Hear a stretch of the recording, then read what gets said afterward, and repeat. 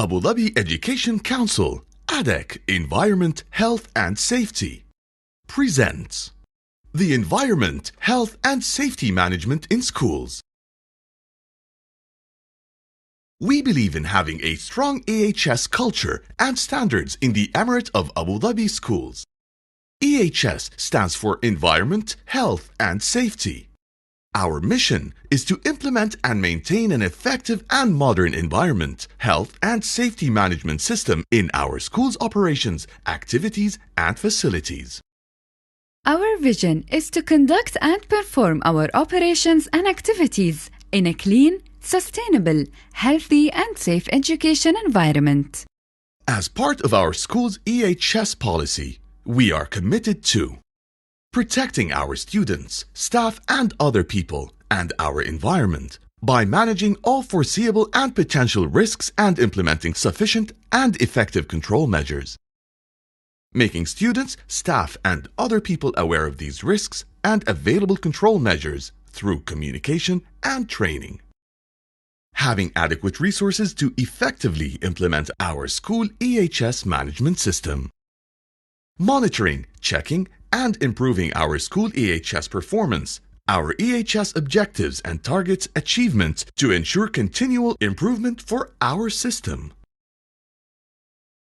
This induction will highlight the process of hazard identification and risk assessment, common hazards and risk control measures and emergency response procedures in our schools. It is important to know the following three terms and what they mean. Hazard. A hazard is anything that has the potential to cause harm. Risk. A risk is the potential of a hazard to occur in terms of its likelihood and its consequences. Likelihood means the probability of risk occurrence, and the consequences refers to the severity of the risk. So risk is equal to likelihood times consequences. Risk assessment. This is the process of careful examination of hazards and risks that could cause injuries, ill health, and/or damages in our schools. Risk assessments help to protect us and other people in our schools by identifying hazards and risks and setting adequate control measures to prevent them and manage them effectively. The risk assessment process includes the following stages. 1. Listing our schoolwork tasks including locations, people, equipment, substances, and activities. 2. Identifying the risk. What are the hazards? Who might be harmed? How might they be harmed? 3. Estimating the risk in terms of likelihood and consequences. 4. Evaluating the risk. Risk is equal to likelihood times consequences. 5. Recording risk assessment findings. And 6. Reviewing risk assessment findings periodically. Looking after the environment and our school's impact on it is just as important as looking after the safety and well-being of our students, staff, and other people in our schools. Common environmental aspects in our school include environmental sustainability, waste management, and hazardous materials management. Environmental sustainability. Our environmental sustainability program aims to conserve our natural resources by minimizing the use and consumption of electricity, water, and paper in our school operations and activities. Not being energy efficient or looking after the environment could lead to long-term damage to the environment and our school's sustainability. Replace standard light bulbs with energy-efficient light bulbs. Save energy by switching off lights, appliances, computers, and other electrical equipment that aren't being used and after school working hours. Provide awareness on energy efficiency and environmental conservation for students, staff, and other people through awareness sessions, posters, and flyers. Reduce water consumption wherever possible. We can do this by closing water taps after use and finding and fixing water leaks and dripping taps. We can reduce paper waste by checking documents online instead of printing out draft copies, by conducting correspondence via email and by printing on both sides. Waste management. Our waste management program also aims to protect our school environment and our community as a whole through the proper management and disposal of our waste from our school operations and activities. Our waste is divided into 3 categories: recyclable waste, non-recyclable waste, and hazardous waste. Waste should be segregated and kept separate in the appropriate bins for proper and safe reuse, recycling, and disposal processes. These waste containers must be clearly labeled. We should recycle water from air conditioning system drainage, canteens, and cafeterias so it can be treated and then reused for irrigation and cleaning purposes. We should reuse certain materials in our schools as much as possible, like paper, plastic, cartons, and wood. We should contribute to the recycling of all paper that can no longer be used, as well as plastic bottles and bags and used printer cartridges by giving these items to recycling contractors. Hazardous materials.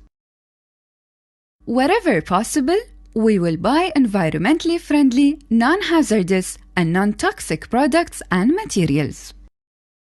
Hazardous materials such as laboratory chemicals, cleaning products, paints, and solvents must be provided with its material safety data sheets, MSDS, and must be handled correctly with the correct personal protective equipment, PPE, to prevent harmful exposure to hazardous or toxic substances.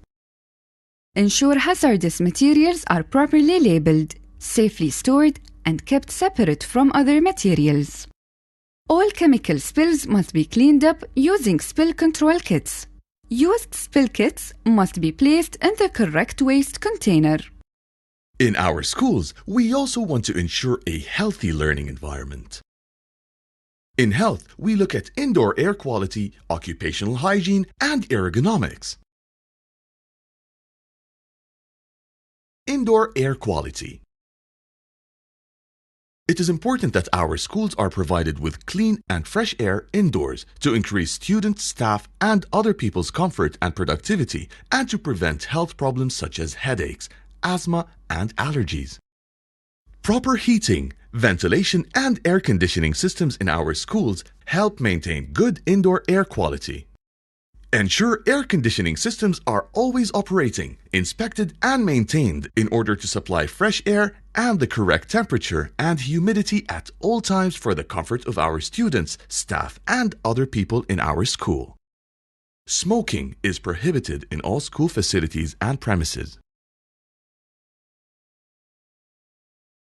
Occupational hygiene.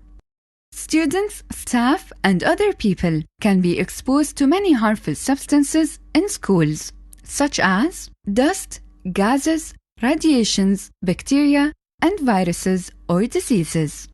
These substances can enter our bodies in many different ways. They could be inhaled, they could be absorbed through our skin, they could be swallowed, or they could be injected. Poor hygiene in areas such as canteens, clinics, swimming pools, and toilets can result in illness and disease from a buildup of germs and bacteria. Canteens and cafeterias must be located away from toilets and sewage outlets. Practicing proper food hygiene is an important way to prevent exposure to contaminated food and harmful bacteria. Staff who handle food must wear the correct uniform and PPE and must ensure that food preparation areas are clean and disinfected. Canteen and cafeteria counters, walls, worktops, and floors must always be kept clean and in a sanitary condition, and free of cracks, especially in food preparation areas. Clinics must always be kept in a spotless condition. Clinic nurses must use personal protective equipment, PPE, at all times and ensure they wash their hands after removing it. Contaminated tools such as scissors or needles must be placed in leak-proof containers and appropriately labeled. Swimming pool areas such as showers and changing rooms must be regularly cleaned and kept dry. Practicing proper personal hygiene is an important way to prevent exposure to contamination, infections, and harmful bacteria in swimming pool areas. Toilets, taps, and sinks must be regularly cleaned using disinfectants. And toilets should be well ventilated.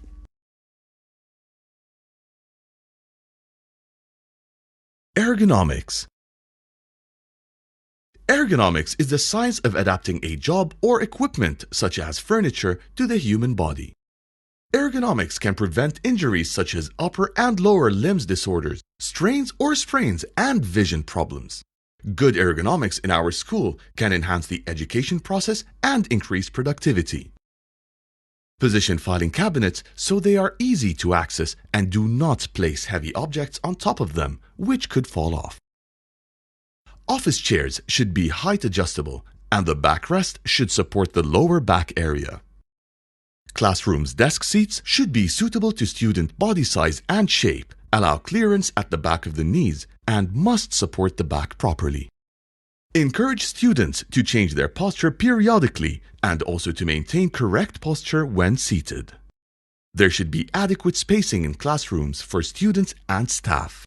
Your feet should be flat on the ground when sitting at your desk, and your eyes level with the screen of your computer, data show projector, or smart board. The screen must be adjusted to avoid glare and reflection. Ensure monitors and keyboards are also in the correct position. To prevent neck strain, use headsets or speakerphone for long phone calls.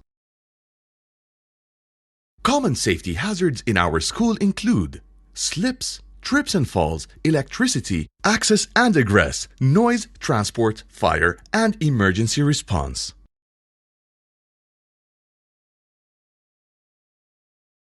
Slips, trips, and falls.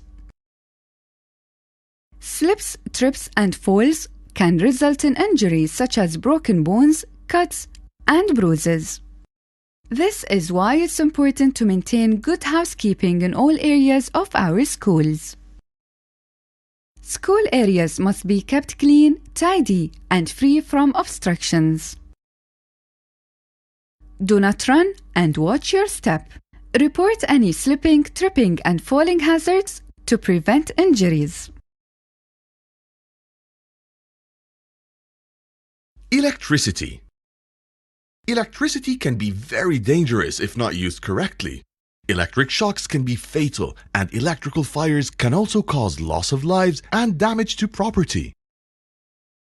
We must follow the following precautions to ensure the safety of everyone in our schools. Never use electrical appliances close to wet areas. Do not overload outlets with too many appliances. Make sure electrical cords are tidy and do not hang from table or countertops where they could be tripped over. Do not cover extension cords with rugs or other objects, as this traps the heat which could cause an electrical fire. Always switch off or unplug electrical equipment before cleaning or carrying out any repairs.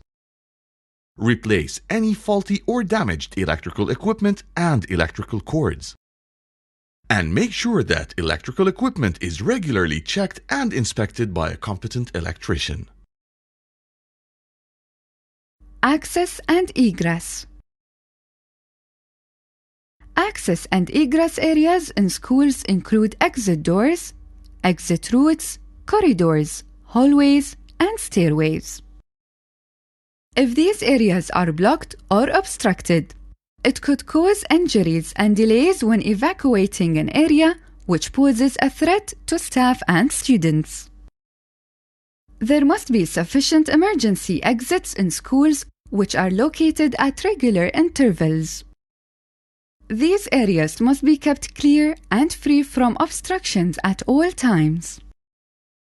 Exit doors must be constructed of fireproof materials and be kept unlocked at all times while students are in school. Noise. Noise levels that are too high can cause long-term damage to the hearing of students and staff. Music rooms, auditoriums, and indoor playgrounds are particular areas where noise levels can be high. These areas should be constructed with sound-absorbing and soundproof materials to reduce noise levels. Transport. Injuries and accidents can occur from being knocked over in the school parking areas or from collisions between buses. When waiting for the bus, students must follow the safe traffic procedures. Stand at least 2 steps away from the road. Do not run around. Board and exit the bus one at a time and use the handrail. When inside the bus, students should stay seated, face forward, and obey any instructions from the bus driver. All drivers in parking and vehicle waiting areas must be particularly alert. Motorists must adhere to all speed limits and warning signs when driving in school areas. Students should walk, not run, in these areas and must always look carefully when crossing the street. Fire. Fires can be extremely dangerous with the potential to cause extensive loss of life from heat and smoke inhalation, serious injuries such as burns, and damage to property. Fires can start when the following 3 elements are present: fuel, oxygen, and heat. There are 4 different types of fires. Combustible solid fires, which burn wood, paper, and fabric. These must be extinguished with water or dry chemical powder. Combustible liquid fires, which burn petrol, paint, and solvents. Use foam or dry chemical powder to put out these fires. Electrical fires, which should only be extinguished with carbon dioxide or dry chemical powder. And kitchen cooking oil fires, which should be put out using carbon dioxide or a fire blanket.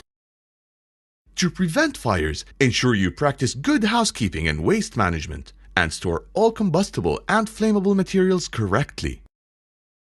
Make sure all students are trained on school's fire procedure and know the evacuation routes in case of an emergency. An effective fire alarm detection system must be installed in schools and should be regularly inspected and maintained. Emergency response in case of fire. In case of fire, stay calm, activate the fire alarm, and notify immediately the EHS officer and security guards to identify yourself, clarify the emergency situation and what happened, specify the number of injured persons, identify the location, wait for instructions. The EHS officer and security guard will immediately call and notify the civil defense at 999. Follow these steps when evacuating a building due to a fire. Ensure your safety first, then take care of and assist special needs cases and accompany them. Warn students, staff, and other people in school. Close windows and doors. Do not use lifts. Follow the arrows of the nearest escape route towards the assembly point and as instructed by school fire wardens. Pay attention to fire wardens' instructions. And stay in your group at the assembly point and do not return to school unless instructed to do so by your warden. Only try to extinguish the fire if you are a trained security guard or qualified to do so. Students and other people are not allowed to use fire extinguishers. Do not risk your safety or that of others. Your safety comes first. Use the nearest fire extinguisher appropriate to the nature of the fire. Follow the instructions of use on the extinguisher and apply the pass procedure. First, pull the safety pin. Second, aim the nozzle at the base of the fire, standing in an upwind location, about 1.5 to 2 meters away from the fire. Then squeeze the handle to activate the extinguisher and discharge its contents on the fire. And then sweep over the fire from side to side at its base.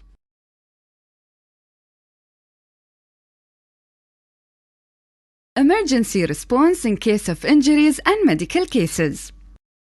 In case of injuries and medical cases, stay calm and notify the EHS officer and security guards immediately. 2. Identify yourself, clarify the emergency situation and what happened, specify the number of injured persons, identify the location, then wait for instructions.